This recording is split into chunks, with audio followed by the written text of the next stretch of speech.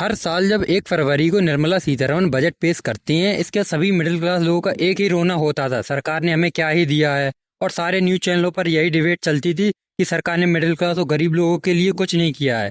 ये पूरा की पूरा बजट अमीर लोगों के लिए है और करोड़पति लोगों के लिए है। सरकार गरीब और आम जनता के लिए कुछ करती ही नहीं है। लेकिन इस साल 2025 का बजट कुछ खास ही है। इस साल निर्मला सीतारमण ने जब बजट पेश किया, मिडिल क्लास लोगों को बहुत ज्यादा उम्मीद थी और हुआ भी कुछ ऐसा ही। No income tax payable up to income of 12 lakh rupees. Middle class लोगों के लिए सरकार ने एक राहत की खबर दी है। मिडिल क्लास लोगों को 12 लाख रुपए तक अब कोई भी टैक्स नहीं देना है।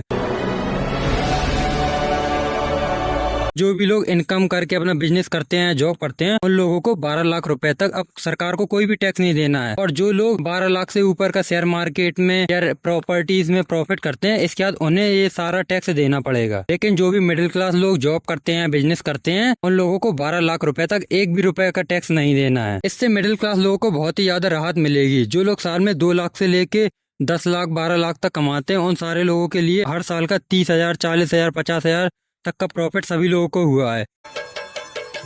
इससे क्या होगा, जो लोगों को अब टैक्स नहीं देना है, इससे लोगों के पास अब पैसा आएगा। इसके बाद अब लोग जाएंगे मार्केट में, फिर से खरीदारी करेंगे, जिससे इकोनॉमी को और ज्यादा बूस्ट मिलेगा। मिडिल क्लास लोगों को बहुत ही ज्यादा टैक्स भरना पड़ता था, लेकिन अब जब टैक्स में छूट मिलेगी, इससे मिडिल क्लास लोगों को बहुत ज्यादा राहत मिलेगी। क्योंकि इंडिया में मोस्टली लोग मिडिल क्लास ही लोग रहते हैं और इस खबर के बाद से सारे मिडिल क्लास लोग बहुत ही ज्यादा खुश हैं।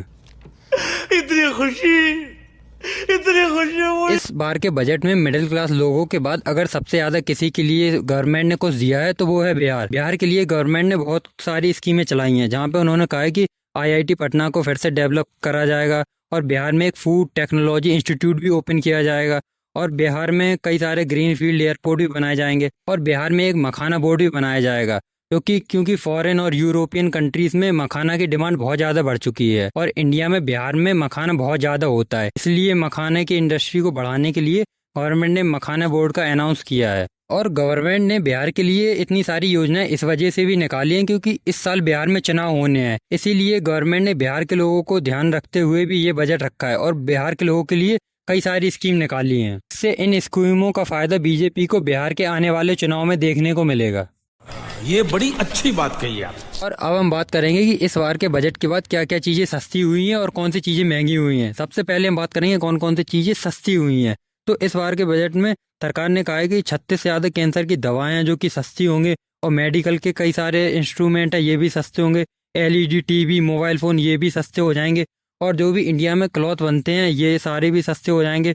फोन की बैटरी सस्ती हो जाएंगी और जो इलेक्ट्रिक कार, जो EV रिलेटेड कार है, इनको भी सरकार बढ़ावा देना चाहती है। इसकी वजह से EV कार और EV स्कूटी भी सस्ती हो जाएंगी। साथ साथ जो भी लेदर से बनी हुई चीजें हैं वो सारी चीजें भी सस्ती हो जाएंगी। और अब हम बात करेंगे कि इस बजट के बाद से कौन कौन सी चीजें महंगी हो जाएंगी। तो जो भी सोलर सेल हैं ये महंगी हो जाएंगी और इलेक्ट्रिक मीटर हैं ये भी महंगे हो जाएंगे। और जो भी बाहर से जो इम्पोर्टेड शूज होते हैं, कैंडल होती हैं, ये महंगी हो जाएंगी। इम्पोर्टेड सिप भी और वोट होती हैं ये सारी भी महंगी हो जाएंगी। और PVC बैनर, फ्लैक्स और जो भी ये कपड़े बड़े बड़े लग्जरी ब्रांड के होते हैं जो कि इंडिया में इंपोर्ट होते हैं, ये सारी की सारी चीजें इंडिया में अब से महंगी हो जाएंगी। तू समझा? इस बार के बजट से गवर्नमेंट का सीधा सीधा ये कहना है कि जो भी चीजें इंडिया में बनती हैं, मेड इन इंडिया हैं, इन सारी चीजों पे टैक्स कम कर दिया जाएगा और मेड इन इंडिया चीजों को बढ़ावा दिया जा रहा है। और जबकि सरकार का कहना है कि जो भी चीजें बाहर से इम्पोर्ट होती हैं इंडिया में, इन सारी चीजों पे सरकार टैक्स बढ़ा देगी।